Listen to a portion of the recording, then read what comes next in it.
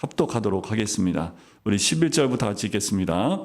그들이 이 말씀을 듣고 있을 때에 비유를 더하여 말씀하시니 이는 자기가 예루살렘에 가까이 오셨고 그들은 하나님의 나라가 당장에 나타날 줄로 생각함이더라. 이르시되 어떤 귀인이 왕위를 받아가지고 오려고 먼 나라로 갈 때에 그 종 열을 불러 은화 10문화를 주며 이르되 내가 돌아올 때까지 장사라 하니라. 그런데 그 백성이 그를 미워하여 사자를 뒤로 보내어 이르되 우리는 이 사람이 우리의 왕됨을 원하지 아니하나이다 하였더라. 귀인이 왕위를 받아가지고 돌아와서 은화를 준 종들이 각각 어떻게 장사하였는지를 알고자 하여 그들을 부르니 그 첫째가 나와 이르되 주인이여 당신의 한 문화로 10문화를 남겼나이다. 주인이 이르되 잘하였다 착한 종이여 내가 지극히 작은 것에 충성하였으니 10고을을 권세를 가시하자라 하고 그 둘째가 와서 이르되 주인이여 당신의 한 문화로 5문화를 만들었나이다. 주인이 그에게도 이르되 너도 5고을을 차지하라 하고 또 한 사람이 와서 이르되 주인이여 보소서 당신의 한 문화가 여기 있나이다. 내가 수건으로 쌓아 두었었나이다. 이는 당신이 엄한 사람인 줄 것을 내가 무서워함이라. 당신은 두지 않은 것을 취하고 심지 않은 것을 거두나이다. 주인이 이르되 악한 종아 내가 내 말로 너를 심판하노니 너는 내가 두지 않는 것을 취하고 심지 않는 것을 거두는 엄한 사람인 줄로 알았느냐. 그러면 어찌하여 내 돈을 은행에 맡기지 아니하였느냐. 그리하였으면 내가 와서 그 이자와 함께 그 돈을 찾았으리라 하고 곁에 섰는 자들에게 이르되 그 한 문화를 빼앗아 10문화 있는 자에게 주라 하니 그들이 이르되 주여 그에게 이미 10문화가 있나이다. 주인이 이르되 내가 너희에게 말하노니 무릇 있는 자는 받겠고 없는 자는 그 있는 것도 빼앗기리라. 그리고 내가 왕됨을 원하지 아니하던 저 원수들을 이리로 끌어다가 내 앞에서 죽이라 하였느니라. 아멘.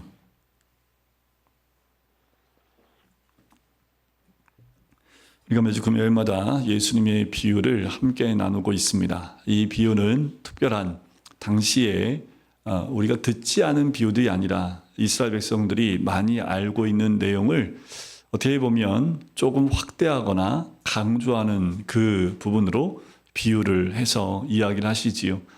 이 비유를 말할 때 비유를 모든 사람이 듣고 처음 듣는 이야기가 아니라 그 나라 백성이면 누구나 알 수 있는 비유를 예수님이 가지고 오세요. 그리고 그것을 통해서 예수님이 비유 안에 예수님이 말씀하시고자 하는 내용을 넣어서 전해주는 거지요. 이 문화 비유, 비슷한 비유가 마태복음 25장에 또 나옵니다. 우린 달란트 비유라고 하는데 학자들에 의하면 여러 분분한 이야기가 있습니다.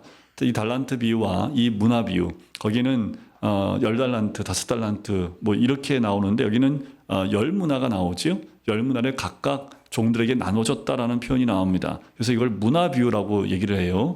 문화가 아니라 문화.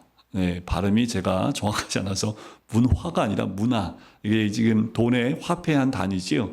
그래서 이 두 개가 비슷한데 달라요. 그래서 같은 비유로 보는 학자가 있고 아니면 따로 이거는 다른 비유로 보는 학자도 있습니다. 근데 다 의미가 있어요. 자, 두 가지에는 분명한 차이가 있기 때문에 논쟁이 있겠죠. 이런 차이가 좀 있습니다. 자, 먼저 이 비유를 보기 전에 이 비유의 배경이 어떠한지 그 정황을 먼저 살펴봐야 이 비유를 좀 정확히 이해할 수 있습니다. 11절부터 나온다는 얘기는 자, 11절에 이렇게 시작을 하지요. 그들이 이 말씀을 듣고 있을 때라는 말로 시작을 합니다. 자, 이것은 바로 앞에 있는 본문을 가리키고 있는 거지요. 자, 이 말씀을 듣고 있을 때 이 문화 비유를 하신 거예요. 그럼 이 말씀을 듣고 있는 상황이 어떤 상황이냐면 삭개오를 만났던 19장 1절부터 10절까지의 내용을 이야기합니다. 어떤 내용입니까? 그 보면 아주 키가 작은 세리장 삭개오를 예수님이 만나는 장면이 나오지요. 그리고 거기서 보면 주님의 말씀을 듣고 있던 자들은 삭개오의 집에 모였던 사람들이라는 것을 알 수 있습니다. 주님께서 삭개오를 만나 주셨고 그 집에 머무시는 것을 사람들이 좀 의아하게 여겼습니다. 삭개오가 보여준 회개의 결심도 보고 놀랐을 것이에요. 왜냐하면 삭개오가 주님에게 이렇게 고백을 합니다. 내 소유의 절반을 가난한 자들에게 다 나눠주고 만일 누구의 것을 속여 빼앗은 일이 있으면 내 배로 갚겠나이다 라고 했고요. 주님이 그 고백을 듣고 이렇게 선언하십니다. 오늘 구원이 이 집에 이르렀다.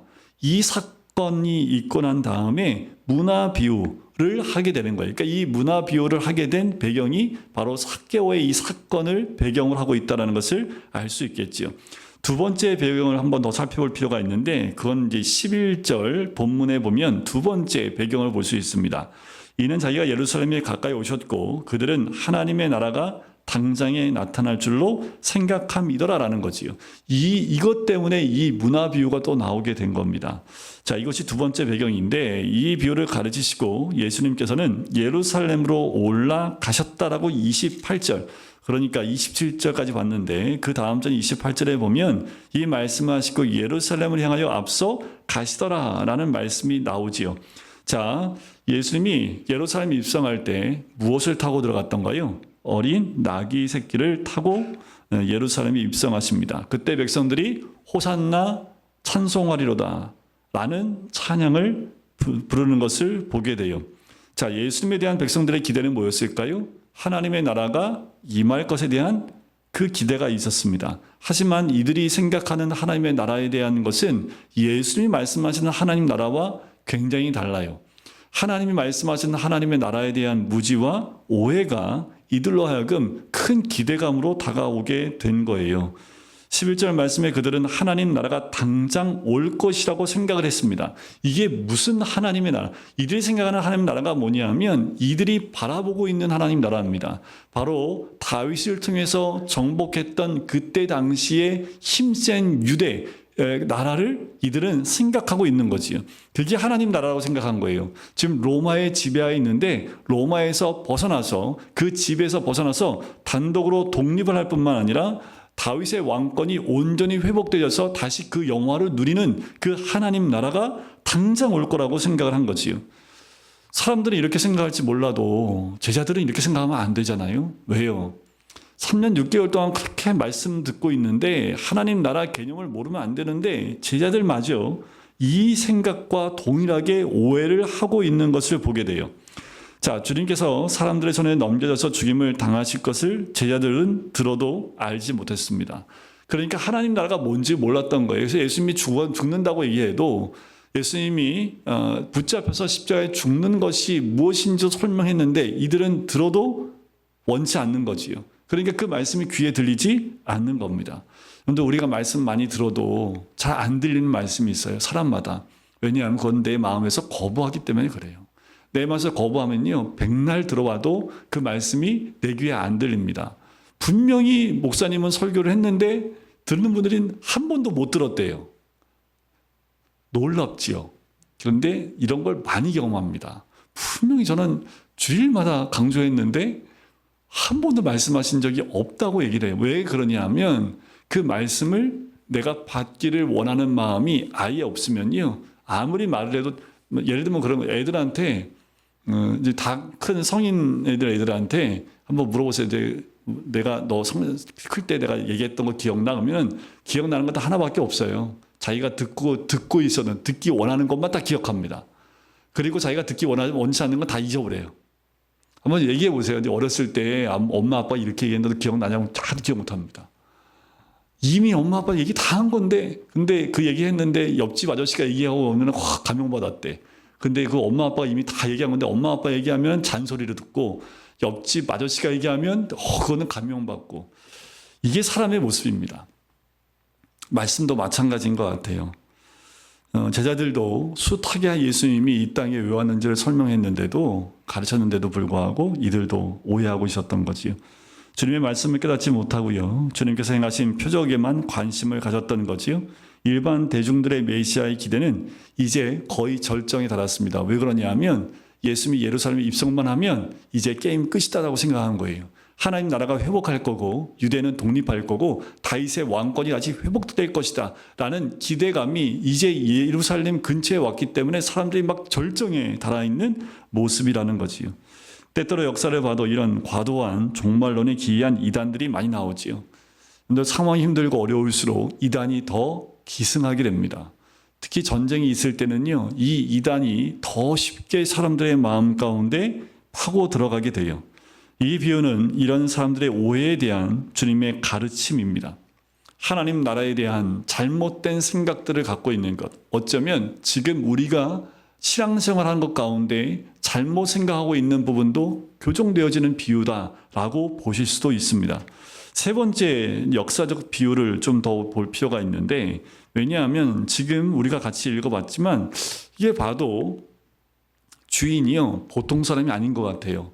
보니까 옆나라에 가서 뭔가 임준을 받고 들어오는데 그 나라 백성들이 원치 않는다고 사람을 보내는 사건들이 이렇게 기록되어 있지요.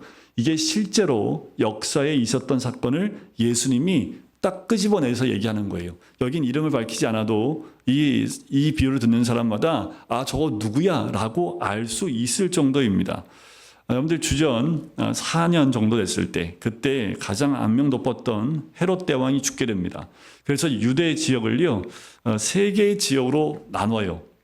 자, 헤롯 대왕이 얼마나 잔인한 사람이었는지, 굉장한 장군이었지만 이 사람의 그 마음에 있는 그 상처가 뭐냐면 태생이 유대인이 아닙니다.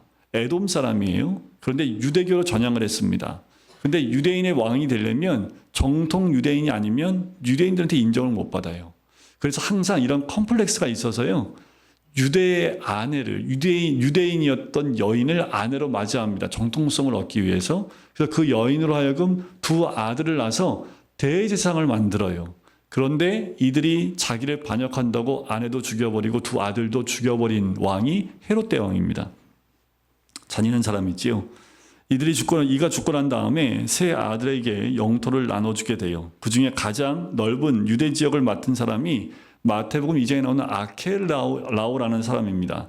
이 아켈라오, 하지만 이 결정은요, 로마 황제의 승인을 받아야지 왕으로 인정을 받을 수 있어요. 그래서 아켈라오가 황제의 승인을 받기 위해서 로마로 가요. 그런데 유대인들이 아켈라오가 왕이 되길 원치 않았습니다. 그래서 뒤로 대표를 보내요. 로마 황제한테. 우리는 아켈라오가 우리의 왕이 되는 것을 원치 않습니다. 라고 사람을 보내요. 그런데 아켈레오가요 왕의 칭호를 얻는 데는 실패하는데 분봉 왕은 얻게 됩니다. 아켈레오가 뚜껑이 열려 안 열려요? 죽었죠 이제. 하여튼 뭐 전체 지역의 왕은 못했지만 내가 지금 맡고 있는 여기엔 분봉 왕이 됐으니까. 그래서 당시에 분봉 왕이 3군데 있었습니다. 그러니까 이게 지금 전체 왕으로 인증받아야 되는데 그거를 못 받고 분봉 왕이 됐으니 굉장히 화가 많이 났겠지요. 이 일이 주전 4년에 있었던 일인데요. 유대인들은 이 사실을 아주 잘 알고 있었습니다. 그래서 오늘 12절에도 보면 어떤 귀인이 왕위를 받아가지고 오려고 먼 나라로 갈 때 요 말, 그리고 14절에 보면 그런데 그 백성이 그를 미워하여 사자를 뒤로 보내 이르되 우리는 이 사람이 우리의 왕됨을 원하지 아니하나이다 하였더라. 라는 이걸 통해서 이 2절을 봐서 유대인들이 이게 무슨 사건을 이야기하는지 다 안다라는 겁니다. 아켈로가 얼마나 역사적인 사건 가운데 얼마나 잔인했냐면 6월절에 일어난 민중 봉기를 진압하는데 3,000명을 학살해 버립니다. 그러니까 어마어마한 잔인하게 학살하는 만행을 저질렀던, 결국 유대와 사마리아 사람들의 대표들이 그래서 로마 황제한테 그 대표단을 보내게 됐던 이유가 여기에 있었던 거지요. 유대 지역은 이 사건들 이후로 이제 로마에서도 이 아켈라오를 인정하지 않으려고 합니다. 그래서 분봉왕이 있지만 그 지역을 다스리게 하기 위해서 총독이라는 것을 파견해서 총독 관할 하에 유대 지역을 다 다스리게 했던 이유가 여기에 있던 겁니다. 자, 이게 이제 역사적 배경이에요. 자, 사개오 사건으로 하나의 배경이 있었고, 또 하나는요, 하나님 나라에 대한 개념을 알지 못하기 때문에 그것에 대한 오해를 바로잡기 위해서 그 배경으로 이 문화 비유가 나온 거고, 문화 비유 안에 역사적인 배경도 같이 들어가 있는 거죠. 저는 말씀 읽을 때마다, 연구할 때마다 예수님은 하나님이시지만 천재인 것 같아요. 한 명도, 어떤 사람도 이 비유를 듣고요, 모르는 사람이 없을 만큼 비유가 굉장히 적절하면서 어린 아이가 들어도 이 비유가 뭔지를 알 수 있는 그때 당시의 문화와 그때 당시의 역사의 모든 것을 아우를 수 있는 비유를 하고 있다라는 거지요. 자, 이 비유의 초점은 어디에 있냐면 귀인이 왕권을 받으러 먼 나라에 갔다 돌아오지요. 자, 그 사이에 있었던 사건이잖아요. 그러니까 그러니까 왕권을 받으러 먼 나라에 가요. 가기 전에 돈을 나눠주고 가지요. 그리고 돌아올 때까지 임무를 맡깁니다. 자, 중요한 건 뭐냐 하면 요 기간에 초점을 맞추고 있다라는 거예요. 자, 주님은 잘 알려진 아켈로와 관련된 역사적 사건을 이용해서 당신께서 부활하시고 승천하셨다가 만국의 심판주로 오시는 때까지의 그 기간을 이 비유의 이 사건에 빗대서 비유로 말씀하고 있다라는 거예요. 자, 비유 속에 귀인은요, 10문화를 가지고 10명의 종에게 각각 한 문화씩을 나누어 주면서 내가 돌아올 때까지 장사라고 13절에 나오지요. 네, 내가 돌아올 때까지 장사하라. 가만히 돈 주고 야 이걸로 먹고 마셔. 쉬고 있어가 아니라 내가 돌아올 때까지 이것으로 장사라는 거지요. 자, 중요한 것은 내가 돌아올 때까지입니다. 이랬으면 좋겠어요. 내가 다음 달 2일까지 돌아올 때니까 그때까지 열심히 한 달 시간 줄게. 이것도 아니에요. 내가 돌아올 때까지면 언제 돌아올지 알아요? 몰라요. 알 수가 없어요. 지금 저 핸드폰이 있는 것도 아니고 달력에 딱 표시가 되어 있는 것도 아니고 또 이 귀인이 왕권을 받기 위해서 얼마의 시간이 걸린지도 알 수 없는 거지요. 자, 이 말, 내가 돌아올 때까지라는 말이 굉장히 중요합니다. 결국 그 귀인은 백성들의 반대에도 불구하고 통치권을 받아서 돌아온다고 이 비유에 설명을 하지요. 자, 첫째로 그는 문화를 나눠주고 장사를 하라고 했던 종들과 만나서 결산하는 모습이 오늘 비유의 또 핵심으로 등장하지요. 자, 둘째로는 자신의 왕됨을 원하지 않았던 백성을 심판하는 내용이 마지막 절에 등장을 합니다. 자, 이것은 문화 비유의 구성이고 귀인이 먼 나라의 왕위로 받으러 갔다가 왕권을 받아 돌아오는 때까지의 그 기간이 초점이라는 거예요. 자, 예수님과 부활과 재림 사이에 우리는 어떻게 살아야 될지가 요 사이에 있는 겁니다. 지금 요 사이, 요 기간이 지금 우리가 살고 있는 이 시대하고 똑같다라는 거예요. 예수님이 가시고 다시 오시기 전에 이 기간 가운데 지금 10문화의 비유를 통해서 이 기간 이미 지났고 이 귀인이 돌아왔을 때 결사하는 걸 통해서 어떻게 살아야 되는지에 대한 부분들을 이야기하는 거죠. 자, 먼저 우리가 이해할 것은요, 하나님 나라가 당장에 이루어지는 것이 아니라는 거예요. 이게 하나님 나라의 개념이 참 모호한 부분이 있고 또 확실한 부분이 있습니다. 자, 하나님 나라는요, 주님의 재림 때 완성이 돼요. 주님이 이 땅에 오시면 완성되는 나라가 하나님 나라입니다. 자, 재림은요, 언제라도 예상치 않을 때에 올 수도 있고 아무도 그때를 알지 못하지요. 그러나 또한 열처녀의 비유에서 보았듯이요, 우리가 생각하는 것보다 더 지연이 될 수도 있습니다. 그렇다면 우리는 어떻게 그때를 기다리면서 살아가야 하는가 하는 문제가 있는 거예요. 자, 주님 오실 때까지 우리는 어떻게 기다리며 살아가야 되는가? 하나님 나라와 관련해서 제자들이 혼란스러웠던 문제는 하나님 나라가 이중으로 둬야 한다는 점이에요. 그걸 이해를 못한 거예요. 하나님 나라가 임하는데 이게 지금 하나님 나라가 언제 임하는지에 대한 그 이해도가 낮았다라는 거지요. 지금 이것을 우리에게 설명해 주고 있는 거예요. 자, 주님께서 분명히 하나님 나라가 왔다라고 선포했습니다.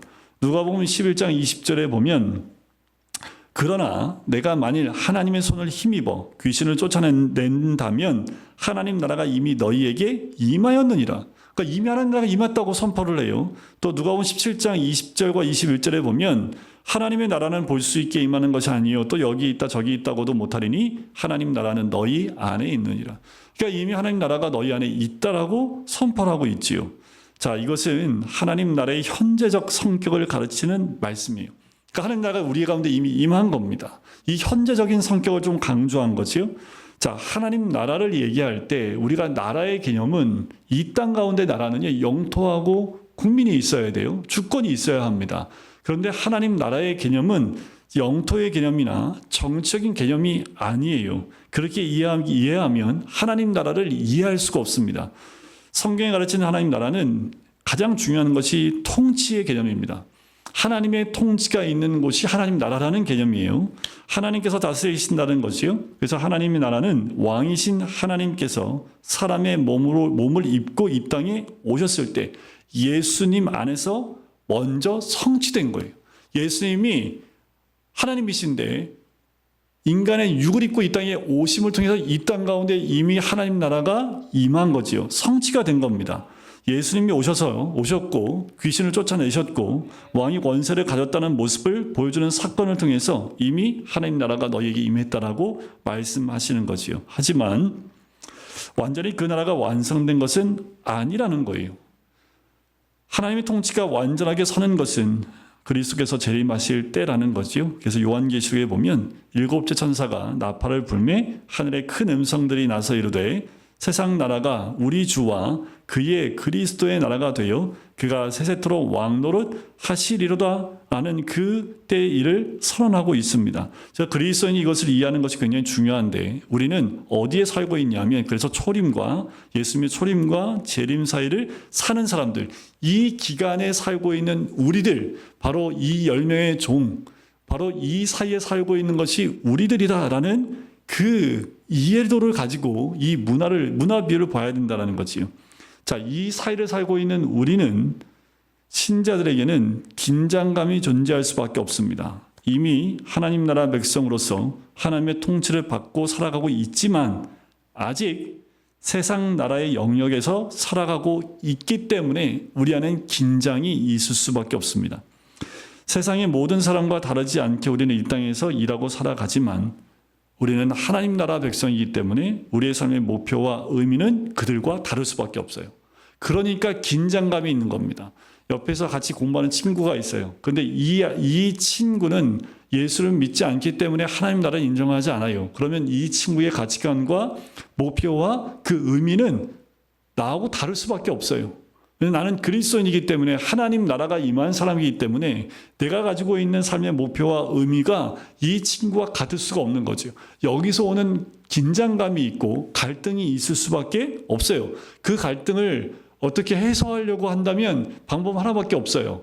내가 세상 사람이 되든 그 친구가 하나님을 믿든 예수를 믿든 둘 중에 하나가 되어야 됩니다. 그래서 여러분들 한 가정에 믿는 사람과 믿지 않는 사람이 있잖아요. 그러면 두 나라가 늘 충돌해요. 그래서 가정에 종교가 두 개, 아니요, 종교라고 얘기하면 좀 그렇죠. 우리 기독교와 무교도 종교입니다. 이게 두 개가 있으면요, 이게 지배가 달라요. 그러니까 나라가 충돌할 수밖에 없지요. 나라와 나라가 충돌한 거 뭐라 그래요? 전쟁 난다고 그러잖아요. 그래서 옛날에 보면 안 믿는 며느리가 들어오면 그 안에서 충돌이 일어나는 거하고 똑같은 거예요. 자, 우리 삶의 목표는 다를 수밖에 없습니다. 세상에 속한 자가 아니기 때문에 또 우리는 하나님 나라에 속한 백성이기 때문에 그래요. 그의 충성의 대상은 세상 권력이 아니라 하나님이지요. 이것이 하나님 나라의 이중도래를 알고 사는 신자의 삶의 자세입니다. 그러니까 우리는 뭘 보고 사는 거예요? 완성되는 그날을 바라보면서 사는 겁니다. 그렇지만 나는 하나님 나라에 살고 있어요. 하지만 사는 곳은 세상입니다. 하지만 나를 통치하는 분은 누구예요? 하나님인 거예요. 세상에 살고 있지만 세상의 통치도 받고 있지만 하나님의 통치가 우선이 있기 때문에 삶의 목표와 의미가 다르다라는 거지. 이해 가시지요? 자, 주님은 좀 더 상세하게 이 비유에서 말씀하시는데요. 귀인이 맡긴 한 문화를 가지고 귀인이 왕으로 돌아올 때까지 장사를 해야 하는 종들의 입장이 우리의 입장이라는 거예요. 자, 문화는 달란트하고 굉장히 좀 달라요. 달란트는 액수가 굉장히 큽니다. 문화는 액수가 그에 비해서 굉장히 작아요. 예를 들면 이렇게 볼 수 있어요. 한 달란트의 가치는 보통 20년치 임금이라고 본다면 한 문화는 석 달 정도에 해당하는 임금이라고 보시면 돼요. 그러니까 어마어마한 차이가 나겠죠? 자, 달란트 비유는 어마어마한 돈을 맡기고 임금이 맡긴 것이다라고 볼 수 있고요. 근데 열문화 비유는요, 열명이 균등하게 맡겨진 문화, 아주 작은 것을 맡겼다라고 보시면 됩니다. 자, 이 돈은 왕권을 가지고 돌아올 때 장사에서 이윤을 남겨야 할 책임과 함께 종들에게 주어졌지요. 기한이 있는 책임이에요. 그러니까 왕이 그 귀인이 돌아올 때까지입니다. 성경은 분명히 주님께서 심판주로 오실 것을 말씀했습니다. 그때 우리 모두를 포함하여 각 사람이 심판대 앞에 설 것이다라고 분명히 성경은 얘기합니다. 심판대에 심판할 그때에 신자들 각 사람에 대한 상이 주어질 것을 성경 곳곳에서 여러 가지 방법으로 이야기를 하고 있습니다. 자, 우리에겐 언제가 기회가 있는 거예요? 지금 기회가 있는 거예요. 우리가 죽으면 기회는 없습니다. 이 땅에 호흡하고 살고 있는 요 시간에 우리에게 주신 기회가 있는 거지요. 마지막 주님의 심판의 자리에 갔을 때 이때 이 기회를 살려서 열매를 맺은 사람한테 하나님 주신 상급을 주는 그 기회입니다. 부인할 수 없는 것은 반드시 결산의 날은 온다라는 거지요. 우리는 모두 하나님 나라가 완성되는 그날까지 장사에서 이윤을 남겨야 하나님의 소유를 맡은 청직이라는 그 사실. 만일 우리가 가진 물질, 건강, 시간 그 어떤 것이라도 본래 우리의 것이라고 생각한다면 좀 심각한 위험에 처했다고 보시면 돼요. 이것이 우리가 가지고 있는 시간 개념, 물질 개념, 건강 개념이셔야 합니다. 나에게 주신 건강도, 나에게 주신 시간도, 나에게 주신 물질도, 달란트들도 다 내 것이 아니라 하나님이 나에게 맡겨주신 것이다 라고 생각하지 않는다면 그 어떤 것은 내 것이라는 생각을 갖기 시작하면 내 마음대로 하려고 하는 죄성이 우리 가운데 있다는 거지요. 우리가 나면서부터 가진 모든 것은 하나님께서 우리에게 맡기신 겁니다. 그 어떤 사람도 하나님이 내게 맡기신 것이 없다고 말할 수 있는 사람은 없어요. 비록 한문화와 같이 지극히 작은 것이라 할지라도 모든 사람에게 하나님은 다 맡기셨습니다. 하나님의 소유를 맡은 청지기로서 주님 오실 때까지 어떻게 살아야 할 것인가, 이것이 이 시대에 살고 있는 지금 우리가 어떻게 살 것에 대한 고민이 있어야 된다는 거지요. 자, 결산을 보면 이제 우리에게 결론을 말씀해 주십니다. 첫째가 나와서 얘기합니다. 주인이여, 당신의 한 문화로 열 문화를 남겼나이다. 여러분들, 한 문화로 열 문화 남긴다는 건 자본주의 사회에서 뭐 투자하고 이게 가능할지 모르지만 이때 당시에는요, 지금 한 문화로 열 문화를 남겼으면 1000%의 이윤을 남긴 거잖아요. 어마어마한 겁니다. 어마어마한 거지요. 이게 거의 불가능한 일입니다. 자, 근데 중요한 건 뭐예요? 어떤 집에서는 과장이나 특이한 형태로 표현함으로써 강조하시는 바가 있다라는 거예요. 이건 불가능한 일인데 예수님이 이렇게 비유를 던진 것은 특별히 이 부분을 강조하거나 과장해서 강조하려고 하는 그런 바가 있다라는 거지요. 자, 이 종은 정말 놀라울 정도로 그 성실함과 지혜로 맡겨진 일을 충성스럽게 감당했다라는 것을 보여주고 있지요. 자, 왕이 이 종에게 얘기합니다.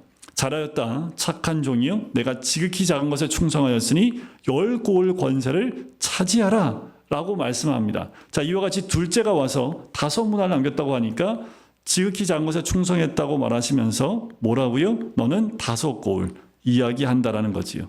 자, 문화는 작은 액수였지요. 착한 종들은 자기들에게 맡겨진 그 작은 것에 대해서 충성스럽게 행동을 합니다. 그런데 거기에 보상은 어때요? 어마어마해요. 우리가 상상하지. 그냥 한 문화 갖고 10문화 남겼으면 이윤으로 따지면 3달치 봉급 가지고 30달치 봉급 만든 거예요. 그런데 아예 10고을을 어마어마하지, 비교가 안 될 만큼의 상급을 주는 모습을 보지요. 여기에서 비유의 과장적 요소가 심겨져 있는 거예요. 단순히 심은 대로 거두는 원리를 말하는 것이 아닙니다.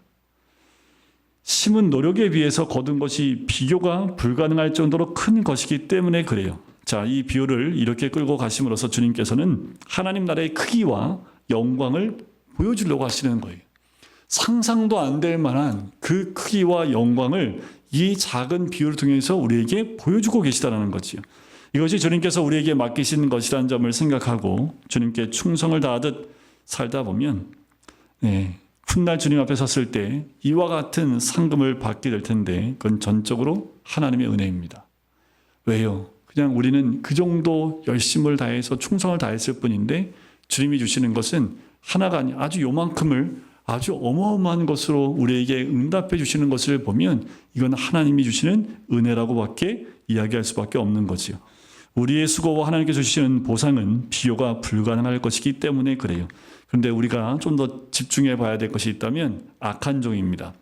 뭐라고 얘기를 하냐면 한 문화를 수건에 싸가지고 수건에 딱 싸가지고 딱 갖다 드리면서 그냥 죄송합니다. 제가 능력이 없어서 잃어버릴까 봐 이렇게 얘기하면 좋은데 뭐라고 얘기하냐면 당신은 엄한 사람인 것을 내가 무서워합니다. 주인에 대한 평가를 하고 있다라는 거예요. 자, 이 악한 종의 문제는 뭐냐면 주인에 대한 오해였다라는 거지요. 그가 말하는 주인은 어떤 사람입니까? 엄한 사람이에요. 이게 뭐냐면 내가 장사를 해서 이윤을 남기면 그것을 싹 다 가져가 버릴 사람, 혹시 망했으면 그 맡긴 돈에 대한 책임까지 물을 사람이다라는 뜻을 갖고 있습니다. 자, 이 말은 노력하지 않고 돈을 벌려는 사람 혹은 투자 이상의 높은 대가를 요구하는 사람을 지칭하는 말이 엄한 사람이라는 거예요. 자, 여기도 말씀에도 그게 있죠. 두지 않은 것을 취하고 심지 않은 것을 거두나이다 라는 그 말은 고리대금업자나 착취하는 주인 혹은 농사로 말하자면 악질적 지주계급을 가리키는 말이 이와 같은 말이에요. 그렇게 설명하고 있죠. 이런 주인이 무서워서 자기는 주인이 맡긴 돈을 수건에 싸서 보관했다라고 얘기하는데 이게 지금 어떻게 보이십니까? 전적인 핑계지요. 애들이 공부를 열심히 한 거는 뭘로 알 수 있습니까? 시험 결과로 알 수 있지요. 근데 안타까운 건 열심히 했는데 점수가 안 나왔어요. 그런 경우도 있지만 열심히 공부를 애들이 스터디 카페 가서 열심히 공부했대요. 근데 점수를 받았는데 더 떨어졌어. 그러면 공부한 거예요, 안 한 거예요? 그러니까 그게 뭐 적절한 비유는 안 될 수도 있을지 모르겠어요. 열심히 공부했는데 떨어질 수도 있기 때문에. 그런데 공부 안 하고 스터디 카페에 가가지고 열심히 놀다가 게임만 하고 놀다가 시험을 봤는데 안 나왔어요. 그런 경우도 있을 수 있겠지요. 그럼 뭐라고 얘기를 해요? 핑계를 대는 거죠. 자, 그럴 때 아이들이 얘기하는 거 보면 거의 다 핑계 아닙니까? 핑계. 공부 안 하면서 공부를 한 것처럼 얘기하고 그러면서 핑계를 대는 모습을 봐요. 자, 주인이 그걸 뭐라고 합니까? 그럼 네가 그런 줄 알았으면 그걸 고리대금하는 사람한테 돈을 빌려주든가 은행에 맡겨갖고 이자라도 취하는 것이 마땅하지 아니하냐라고 얘기하는 거죠. 그러니까 핑계라는 것을 이미 알았던 거죠. 그래서 24절에 보면 그 한 문화를 빼앗아 10문화 있는 자에게 주라라고 얘기해요. 10고을 다스리는 권세를 맡은 종에게 한 문화가 더 주어진들 뭐가 대단하겠습니까? 그러니까 옆에 있는 사람들이 얘기를 해요. 그가 이미 이거 받았습니다 라고 했을 때 주여 그에게 이미 10문화가 있나이다 라고 했을 때 그때 예수님께서 있는 것 빼앗아 그에게 주라 라고 얘기를 하지요. 옆에서 말하는 이 사람들의 개념은 율법주의 관점에서 이야기하고 있는 거예요. 일반적인 생각으로 대변하고 있는 거지요. 하지만 왕이 한마디로 이것 정리하는데 내가 너에게 말하노니 무릇 있는 자는 받겠고 없는 자는 그 있는 것도 빼앗기겠다라는 거예요. 자, 달란트 비유에서도 이렇게 얘기합니다. 이 무익한 종을 바깥 어두운 데 내쫓으라. 거기서 슬피 울며 이를 갈리라 하면서 심판을 피할 수 없음을 보여주고 있지요. 자, 그리고 마지막으로 왕은 자기가 왕 되는 것을 원하지 않았던 그 원수들에게 대해서 심판하는 모습으로 끝나게 됩니다. 자, 종이 소극적으로 왕의 명령을 어긴 자라면 왕됨을 원치 않았던 자들은 적극적으로 반역하는 자들을 대표하는 것으로 두 부위를 보여주고 있는 거지요. 자, 중요한 것은 이제 예수님 말씀하신 대로 재림하시겠지요. 그날은 반드시 옵니다. 그리고 어린아이가 아니라 심판주로 모든 사람이 볼 수 있도록 오신다라고 말씀합니다. 우리는 그날까지 주님의 소유를 맡은 청지기입니다. 이 비유는 하나님 나라가 당장 올 것이니까 이 세상의 삶은 아무 의미도 없고 헛된 것이다라고 말씀하시는 것이 아니라는 거예요. 도리어 하나님 나라가 당장에 완성되지 않는다 할지라도 그날은 주님의 재림과 함께 반드시 올 것이며 그날까지 살아가는 우리의 삶이 얼마나 중요한지를 가르쳐주고 있는 거예요. 지금 우리의 삶이 얼마나 중요한지를 가르쳐주고 있는 거예요. 지금 이 비유를 통해서 우리가 반드시 주님 오실 때 그 심판의 자리에 평가는 그 자리에 반드시 다 쓸 텐데 지금 우리가 살고 있는 이 시기가 얼마나 중요하냐라는 것을 말씀해 주고 있는 거지요. 성도들에게 주어진 이 땅에서의 삶은 너무나 소중하다라는 거예요. 지금 우리가 살고 있는 하루의 24시간, 한 주, 한 달, 이 시간이 얼마나 소중한 시간인지, 이 모든 시간들을 우리에게 맡겨주신 그 맡김받은 우리가 청지기로서 매 순간순간마다 어떻게 살아가느냐에 따라서 주님의 심판대에서 어떠한 평가를 받을지가 결정이 된다라는 거지요. 이 땅에서 내가 맡은 것이 아무리 작은 것이라 할지라도 최선을 다해서 살라는 거지요. 이 작은 일과 비교할 수 없는 은혜의 보상을 하나님이 주실 것이기 때문에 그래요. 많이 주었으면 그만큼의, 적게 주었으면 적은 만큼의, 그 달란트가 크고 많고 적고 이게 중요한 것이 아니라 나에게 주어진 그 환경 가운데에서 내가 할 수 있는 최선을 다해서 청지기로서의 삶을 살게 되면 이 땅에서 내가 맡은 것이 아무리 작은 것이라 할지라도 하나님은 그에 대한 하나님의 은혜를 채워주신다라는 거지요. 그것은 오직 하나님 나라와 그의 의를 최우선적으로 추구하는 삶이어야 합니다. 아주 작은 일들, 사소해 보이는 일들 속에서 우리는 하나님 나라를 추구하고 살 수 있습니다. 그래서 밥 먹는 것부터 시작해서, 그래서 사도 바울이 무엇을 먹고 마실 때도 무엇을 위해요? 하나님의 나라와 영광을 위해서. 그렇게 아주 사소한 것까지도, 사소해 보이는 일들까지도 하나님 나라를 추구하며 살아야 된다는 것을 이야기하는 거지요. 그 누구도 거들떠보지 않을 만한 작고 사소한 일을 가볍게 여기지 말라는 거예요. 작은 일일지라도 하나님을 섬기듯이 충성스럽게 감당하라는 말입니다. 언제까지요? 주님 모실 때까지. 반드시 주님은 그에 대한 결산하는 날이 반드시 있다라는 거지요. 이 비유를 들은 사람들은 삭개오의 집에 있던 사람들이었지요. 그들은 삭개오가 고백했던 것, 그것과 함께 이 비유를 통해서 굉장한 충격을 받았을 겁니다. 인생에서 물질과 돈을 더 얻겠다고 속이고 편법을 사용하고 다른 사람에게 해를 끼치는 삶의 방식은 세상에선 지혜롭다, 그리고 굉장히 능력 있다라고 말할지 몰라도 하나님께 충성스럽고 착한 일은 아니라는 거예요. 삭개오는 자기에게 맡겨준 물질을 나누고 갚아줌으로써 그날 구원의 은혜를 받게 됩니다. 그 전까지는 자기 욕심대로 살았고 많은 것을 취했지만 예수를 만나는 그 순간에 모든 것을 나누고 모든 것을 다 토해냄을 통해서 구원의 은혜가 임했던 것처럼 그는 한 문화로 이윤을 남겨 열 고을을 다스릴 권세를 얻은 종이 된 거지요. 천국에서 축복을 누릴 사람은 이 세상의 삶도 다르다고 말하는 것입니다. 천국에서 누리는 삶이 여기서 그냥 기도만 열심히 하면 그렇게 얻어지는 것이 아니라 하나님이 맡겨주신 그 환경 가운데 작은 것부터 나에게 주어진 일과 모든 것 가운데 최선을 다할 때 그 복을 저 나라에서도 누릴 수 있다는 거지요. 우리가 인생에서 무엇을 맡고 있는지 간에 우리의 왕이신 하나님 앞에서 충성을 다하여 사는 겁니다. 물질, 건강, 시간 모든 것이 여기에 해당이 돼요. 우리가 해야 될 건 뭐예요? 충성스럽게 나에게 주어진 일에 감당을 하는 겁니다. 왜냐하면 사람들이 보기에 작은 것이 하나님께서 보실 때 무가치한 것이 결코 아니기 때문에 그래요. 여러분들 매일매일이 복된 삶이 되어야 합니다. 매일매일이 삶의 중심이 하나님 나라에 있어야 돼요.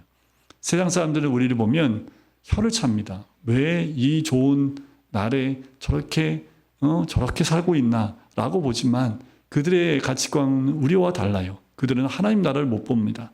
우리는 하나님 나라 안에 있는 사람이지요. 하나님 나라에서 충성을 다하는 사람들이기 때문에 하나님 나라가 온전히 임할 것을 바라보며 그 주님을 바라며 사는 것이 바로 우리들의 모습이며 우리의 신앙의 모습인 줄 믿습니다. 매일 또 매 순간 좌절하지 마십시오. 왜냐하면 이윤을 남기는 거 쉽지 않습니다. 때로는 이윤을 남기려다가 손해볼 수도 있어요. 하지만 충성을 다할 때 하나님의 나라 가운데 분명한 것은 그 모습을 통해서 하나님 나라 가운데 하나님이 이윤과 같은 놀라운 복으로 하나님이 응답해 주실 줄 믿습니다.